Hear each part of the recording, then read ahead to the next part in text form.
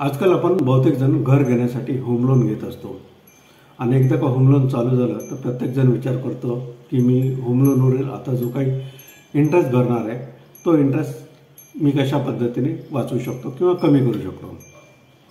अगदी हाच विचार करून मी माझ्या क्लायंटसाठी एक लोन सेवर कॅल्क्युलेटर वर्कशीट बनवलं आहे. नमस्कार, मी महेंद्र देशमुख, अर्थविजन नाशिक. मी म्युच्युअल फंड डिस्ट्रीब्युटर आहे, प्लस मी माझ्या क्लायंटसाठी पर्सनल फायनान्शियल रिलेटेड सर्व्हिस देत असतो. आज मी तुम्हाला ही वर्कशीट कशा पद्धतीने वापरून आपण होम लोनवरील इंटरेस्ट सेव्ह करू शकतो ते दाखवणार आहे. प्लस याच व्हिडिओच्या एक डिस्क्रिप्शन बॉक्समध्ये एक लिंक देणार आहे आणि त्या लिंकवर क्लिक करून तुम्हाला ही वर्कशीट देखील मिळवता येईल. तर चला तर मग स्क्रीनवर जाऊया आणि ही वर्कशीट कशी वापरायची त्याबद्दल मी तुम्हाला सांगतो. आता इथे मी एक केस घेतली आहे. लोन अमाऊंट जे मी कन्सिडर केली आहे ती 40 लाख रुपये लोन अमाऊंट कन्सिडर केली आहे. त्याच्यानंतर सेकंड थिंग, जो काही इंटरेस्ट भरणार आहोत आपण तो 9.5% मी इंटरेस्ट कन्सिडर केला आहे. आणि हा युजर पुढचे 25 वर्ष होम लोनवरील EMI पे करणार आहे. त्याचं होम लोनवरील इंटरेस्ट जो चालू होतो तो 1 जून 2025 पासून त्याचा इंटरेस्ट चालू होतं. EMI भरणं तो चालू करणार आहे. इथे खाली बघितलं तर EMI या 40 लाखाच्या होम लोनवर 9.5% प्रमाणे पुढच्या 25 वर्षासाठी त्याचा जो EMI येतोय तो जवळजवळ 34,947 रुपये EMI येत आहे. पुढचे 300 महिने तो EMI भरणार आहे. या पूर्ण 25 वर्षाच्या काळामध्ये जर आपण बघितलं तर तो 40 लाख रुपये प्रिन्सिपल अमाऊंट भरणार आहे, प्लस 64,84,356 रुपये ॲज अ इंटरेस्ट पे करणार आहे. म्हणजे या पूर्ण 25 वर्षाच्या काळामध्ये तो जवळजवळ 1,04,00,000 रुपये 1,04,84,356 रुपये पे करणार आहे. तर हा जे इंटरेस्ट पोर्शन आहे 64,84,000 तो कशा पद्धतीने आपण कमी करू शकतो त्याचे 3 वेगवेगळ्या पद्धतीचे काही कॅल्क्युलेशन आहेत ते आज मी तुम्हाला इथे दाखवतो. मी पहिल्यांदा काय केलंय की 64,84,356 रुपये इथे मी टाईप करून ठेवलेले आहे. इथे हे आपल्याला मॅन्युअली एंटर करावे लागणार आहे. 64,84,356 रुपये मॅन्युअली एंटर केले. आता याच्यामध्ये आपल्याला 3 वेगवेगळे ऑप्शन्स आहेत. त्या ऑप्शनचा उपयोग करून आपण कशा पद्धतीने होम लोन वरील इंटरेस्ट सेव्ह करतो ते बघूया. तर पहिला ऑप्शन आहे pay extra EMI every year. Normally आपण एका वर्षामध्ये साधारण 12 EMI भरतो, पण 12 EMI जागी दरवर्षी जर एक एक्स्ट्रा EMI पे केला म्हणजे दरवर्षी आपण 13 एक्स्ट्रा EMI भरत गेलो तर इथे आपण बघतोय की आधी जो इंटरेस्ट होता 64,84,000 तो आता कमी होऊन 47,73,637 झालाय. म्हणजे दरवर्षी एक एक्स्ट्रा EMI भरून आपण जवळजवळ 17,10,000 रुपये इंटरेस्ट सेव्ह करू शकतो. समजा कोणी सांगितलं की मी एक एक्स्ट्रा EMI जागी मी 1.5 एक्स्ट्रा EMI भरू शकतो, तर त्या केसमध्ये त्याचा जो काही आपण इंटरेस्ट सेव्ह करतो तो जवळजवळ 22,23,000च्या आसपास आपण सेव्ह करू शकतो. हे प्युअरली दीड इंटरेस्ट म्हणजे दरवर्षी आपण 12 EMI regularly as it is भरणार आहे, प्लस एक एक्स्ट्रा EMIचं पेमेंट किंवा 1.5 एक्स्ट्रा EMIचं पेमेंट दरवर्षी आपण करत जाणार आहे. तर हा झाला पहिला भाग. इथे मी 0 करतो, नील करतो. इथे पुन्हा 64,84,000 झाले. त्याच्यानंतर दुसरी पद्धत, नॉर्मली आपल्याकडं सॅलरी हाईक दरवर्षी सॅलरी हाईक होत असते. साधारण 5% किंवा 10% सॅलरी हाईक होत असते. ज्या पद्धतीने आपली सॅलरी हाईक होते त्याच पद्धतीने जर आपण दरवर्षी आपला EMI वाढवला साधारण 2%, 3%, तरी तशा पद्धतीने देखील आपण एक चांगल्या पद्धतीने इंटरेस्ट सेव्ह करू शकतो. इथे मी कन्सिडर केलंय की मी दरवर्षी माझा जो EMI आहे हा 2%ने वाढवणार आहे, फक्त 2%. आपण जर बघितलं तर दरवर्षी आपला EMI हा 2%ने वाढवणार आहे, तरी त्या परिस्थितीमध्ये आपण जवळजवळ 19 लाख रुपये 15,000 इंटरेस्ट सेव्ह करू शकतो दरवर्षी 2% वाढवले तरी. आता इथे कॅल्क्युलेशन कसं काम करतं ते मी तुम्हाला खालच्या टेबलमध्ये दाखवतोय. पहिल्या वर्षी आपला जो नॉर्मल ईएमआय होता 34,947 रुपये, त्यामध्ये प्रिन्सिपल जे जात होतं ते सुरुवातीच्या काळामध्ये 3,200च्या आसपास असं, आणि बाकी सर्व इंटरेस्ट पोर्शन असेल. तर पहिल्या वर्षी आपलं 34,947 रुपये आपण ईएमआय भरणार आहे. 13व्या महिन्यापासून याच्यामध्ये 2% वाढी इंटरेस्ट चालू होतो आणि ईएमआय होतो हा 35,646. हे दुसरं वर्ष आपण पूर्णपणे 35,646 ईएमआय. तिसऱ्या वर्षामध्ये आपला ईएमआय पुन्हा 2%ने वाढणार, 36,345 होणार. असं प्रत्येक वर्षी आपला जो ईएमआय हा 2-2% वाढत राहील.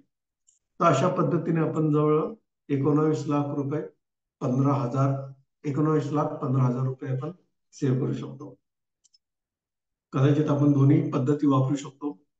समजा आपण दरवर्षी 2-2% वाढवू शकतो, प्लस दरवर्षी एक एक्स्ट्रा ईएमआय जरी आपण पे केलं तरी पण दोघांच्या कॉम्बिनेशन मध्ये आपण जवळजवळ 26,53,000 रुपयाचा साधारणतः ईएमआय इंटरेस्ट सेव्ह करू शकतो. ईएमआय ने इंटरेस्ट सेव्ह करू शकतो.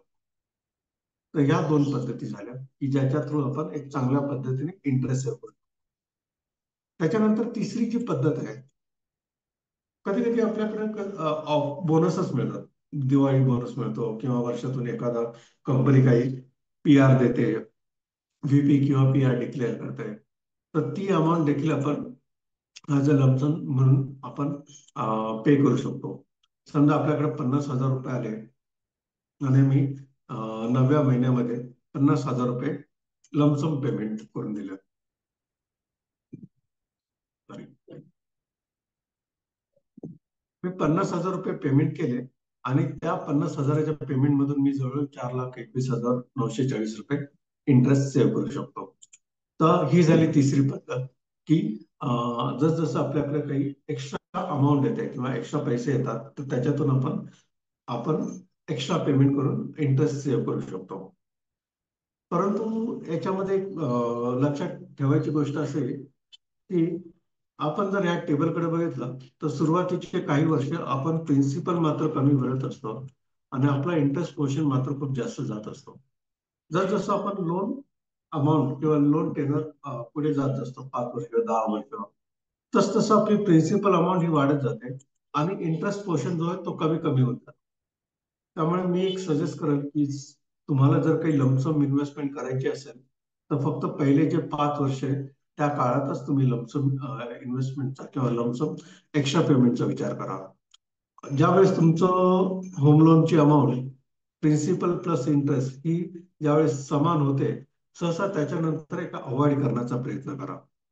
तर ही झाली तिसरी पद्धत की ज्याच्या थ्रू आपण होम लोनवरील इंटरेस्ट सेव्ह करू शकतो.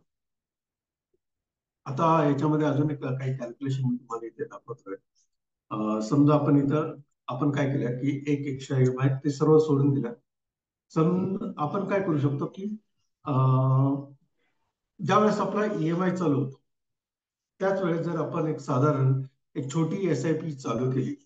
आता या केसमध्ये आपल्याला टार्गेट काय आहे की 25 वर्षामध्ये मला माझा प्रिन्सिपल जो काही इंटरेस्ट मी पेमेंट करणार आहे ते मला एसआयपी थ्रू उभे करायचे आहे.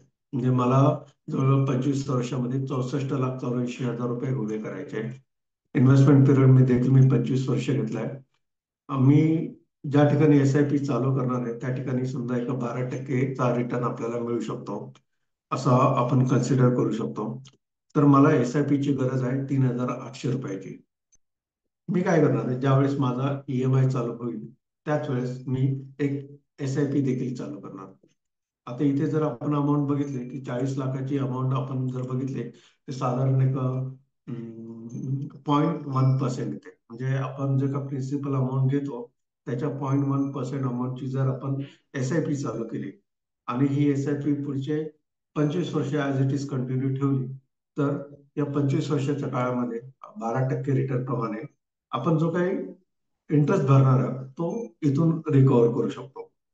आता याच्यामध्ये तुम्ही प्ले करू शकता की चल मी एक एक्स्ट्रा ईएमआय भरणार, त्याच्यानंतर मी जसं असेल पॉसिबल असेल तसं काही 1% ईएमआय माझा वाढवत जाणार, प्लस सेकंड थिंग मी काय करणार, इथे या 25 वर्षाच्या काळामध्ये हे बाकीची जी काही इंटरेस्ट अमाऊंट आहे ही 42 लाख रुपये आहे, ती रिकव्हर करण्यासाठी मी एक सायमल्टेनियसली एक 2,500 रुपयाची SIP चालू करणार.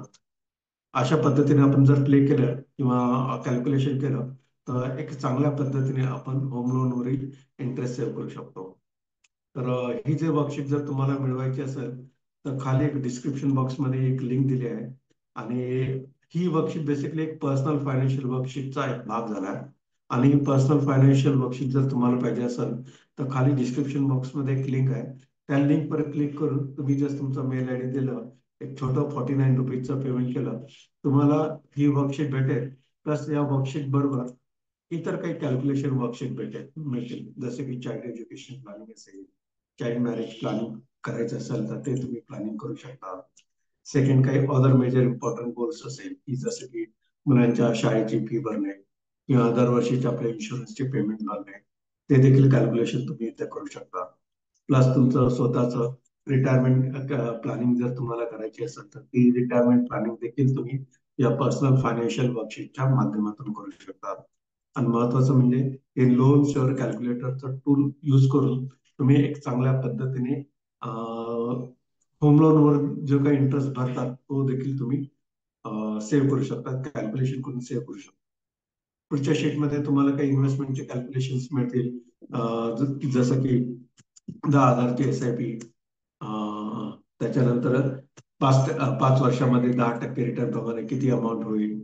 त्याच्यानंतर मग हे तुम्हाला कॅल्क्युलेशन मिळतील. तुम्हाला जर SIP कॅल्क्युलेटर मिळवायचं असेल तर ते देखील तुम्हाला इथे भेटेल. तर एक्सप्लोअर करू शकतात. तर नक्कीच खालच्या लिंकवर क्लिक करा, तुम्ही तुमचे डिटेल द्या, एक छोटं पेमेंट करा आणि ही पर्सनल फायनान्शियल वर्कशीट तुम्हाला तुमच्या मेल आय डीवर मिळवता येईल. आणि या लोन सेवर कॅल्क्युलेटर बद्दल काही तुमच्या क्वेरीज असेल किंवा इतर काही क्वेरीज असेल तर नक्की मला पिंग करा, पर्सनल मेसेज करा. मी डेफिनेटली तुम्हाला या बाबतीत मदत करेन. धन्यवाद.